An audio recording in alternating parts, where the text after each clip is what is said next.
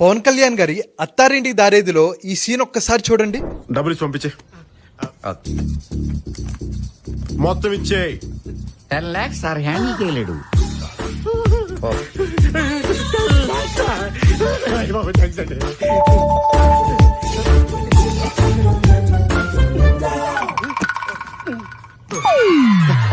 బాలు భయ్యా దీని నెంబర్ ఎంత భయ్యా? నువ్వు చెప్పింది రైట్ రా బాలు. వీడు ఎక్కువ డబ్బులు హ్యాండిల్ చేయలేడా? అరే ఎవడైనా 10 లక్షలు సూట్ కేసు ఇస్తే దాన్ని బద్దలు కొట్టి డబ్బులు తీసుకోవాలి కానీ సార్. నెంబర్ అడుగుతావేంట్రా? అవునండి. అరే పద్దు, నీ అదృష్టం మెయిన్ డోర్ తట్టిందిరా, కానీ దరిద్రుడు మాస్టర్ బెడ్రూమ్ ముసుగుతోని పడుకుని ఉంది. అందుకే ఈసారికి ఈ 1000 రూపాయలు తీసుకుని లాయించే.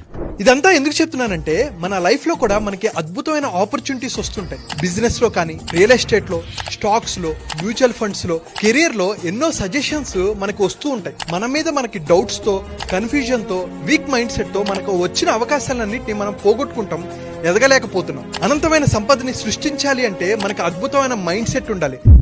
అయితే మీరు అనుకున్న లక్ష్యాలు ఎలా సాధించాలి, హెల్త్ పరంగా, వెల్త్ పరంగా, కెరీర్ పరంగా, బిజినెస్ పరంగా, రిలేషన్షిప్ పరంగా అద్భుతమైన అవకాశాలను ఎలా సాధించాలి అన్న